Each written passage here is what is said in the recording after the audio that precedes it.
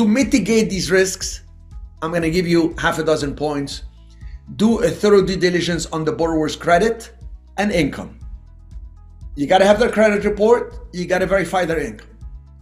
Do a report. I would even do personally, go drive by the property or send somebody, even if they do a drive-by appraisal, I need a property valuation. That's number two. Number three, I want to understand, make sure you understand the foreclosure procedure. Again, I highly recommend attorneys that specialize in foreclosure. They charge less, they're very efficient with the process, and they'll tell you as it is.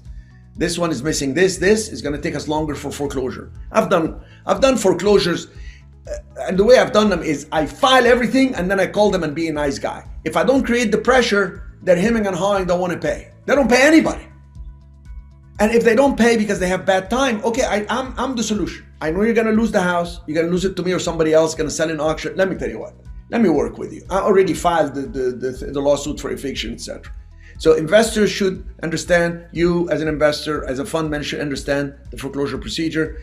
Diversify your investments. It's number 4, to mitigate the risk. Maintain the reserves for any unforeseen expenses, and consider working with the professional in the legal field or advice like me that can tell you and guide you, because I've done it in millions of dollars. I specialize in notes. I love notes because with this type of fund, the debt fund, you do notes, it's gold. It's gold. You sell a property, you want to sell it faster at top dollars without discounting. I sold properties at $8 million, 2470 Broadway. I sold that property, carried the financing. There was no broker involved. Everybody told me, high-end properties, you got to have a broker because disclosures. We hired the attorney charged less than $10,000 on an $8 million deal, and I carried the financing. The lady was going through divorce. She was a wealthy lady going through bad time. I carried the financing. She put $2 million, carried the finance. It was a beautiful cash flow, and then she refinanced a year later, paid me off.